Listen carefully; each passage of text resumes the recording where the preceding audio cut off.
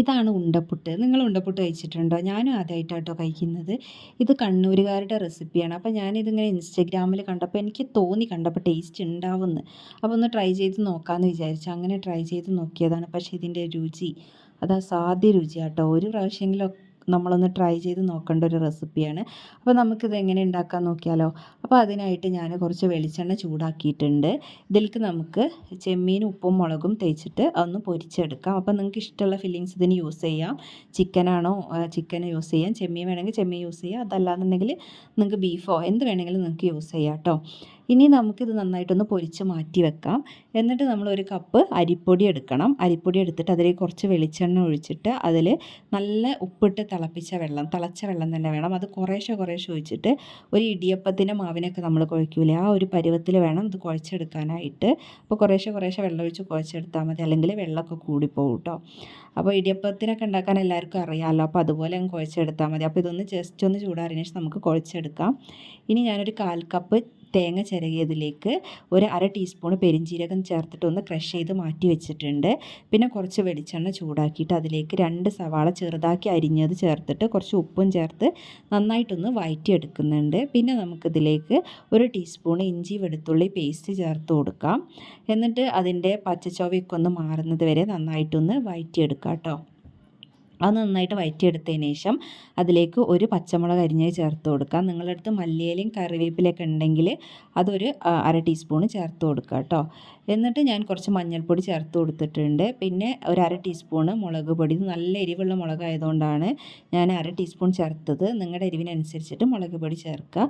പിന്നെ ഒരു 1/4 teaspoon chicken മസാലയും ഒരു നുള്ള് ഗരം മസാലയും കൂടി ചേർക്കണേ. അത് ഞാൻ കാണിക്കാൻ വിട്ടുപോയതാണ്. അതിനുശേഷം നമ്മൾ പൊരിച്ച് മാറ്റി വെച്ചിട്ടുള്ള ചെമ്മീനെടുത്ത് മിക്സിയിലിട്ടൊന്ന് ജസ്റ്റ് ഒന്ന് ക്രഷ് ചെയ്തിട്ട് അത് ഇതിൽ ചേർത്ത് നന്നായിട്ടൊന്ന് ഇളക്കിയെടുക്കുക. എന്നിട്ട് ഇതിന് മുന്നേ നമ്മൾ ചെയ്ത് വെച്ച തേങ്ങയും പെരിഞ്ജീരകവും കൂടെ ഉള്ള ആ ഒരു ഇതൊക്കെ ഒന്ന് മിക്സിയിൽ ക്രഷ് ചെയ്ത് വെച്ചിട്ടുണ്ടായിരുന്നല്ലോ, അതും കൂടെ ഇതിലേക്ക് ചേർത്തിട്ട് നന്നായിട്ടൊന്ന് വഴറ്റിയെടുക്കുക കേട്ടോ. ഒരു 2 മിനിറ്റ് ഒന്ന് ഇങ്ങനെ നന്നായിട്ടൊന്ന് തേങ്ങ ഒന്ന് എല്ലാത്തിലൊന്ന് മിക്സ് ആവുന്നവരെ ഒന്ന് വഴറ്റിയെടുക്കുക.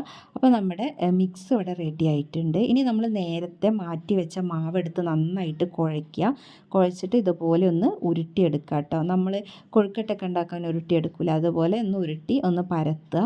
എന്നിട്ട് നമ്മൾ കൈ വെച്ച് സൈഡിലൂടെ ഇങ്ങനെ ആക്കി കൊടുക്കുമ്പോൾ ഇതിൻ്റെ ഉള്ളിൽ ഇങ്ങനെ കുഴിഞ്ഞ് വരും.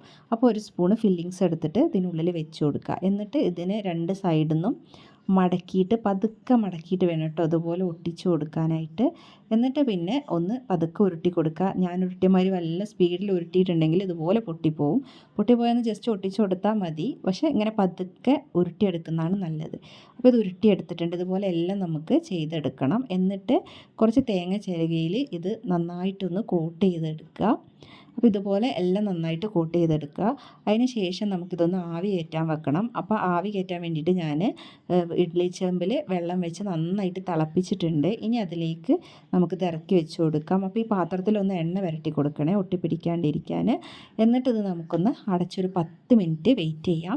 10 മിനിറ്റിന് ശേഷം നമ്മുടെ ഉണ്ടപ്പുട്ട് റെഡി ആയിട്ടുണ്ട്. അപ്പോൾ ഇത് എടുക്കുന്ന സമയത്ത് തവിയൊന്നും വെച്ച് ഇങ്ങനെ കോരി എടുക്കരുത്. ഒരു തവി വെച്ച് കൈകൊണ്ട് ജസ്റ്റ് ഒന്നിങ്ങനെ തട്ടി കൊടുത്താൽ മതി കേട്ടോ. കാരണം ചൂടുണ്ടാകുമ്പോൾ വേഗം പൊട്ടിപ്പോവും. എന്നിട്ട് ഇതുപോലെ നമുക്ക് മാറ്റി വെക്കാം. അപ്പോൾ നമ്മുടെ ഉണ്ടപ്പുട്ട് ഇവിടെ റെഡി ആയിട്ടുണ്ട്. നല്ല അടിപൊളി ടേസ്റ്റാണ്. ഒരു പ്രാവശ്യമെങ്കിലും ട്രൈ ചെയ്ത് നോക്കുക. ഇത് ബ്രേക്ക്ഫാസ്റ്റിനാണെങ്കിലും ഈവനിങ്ങിൽ നമുക്ക് സ്നാക്സായിട്ട് കഴിക്കാനാണെങ്കിലൊക്കെ അടിപൊളി ടേസ്റ്റാണ്. ഇഷ്ടമായ ചാനൽ സബ്സ്ക്രൈബ് ചെയ്യുക, ലൈക്ക് ചെയ്യുക, ഷെയർ ചെയ്യുക. താങ്ക്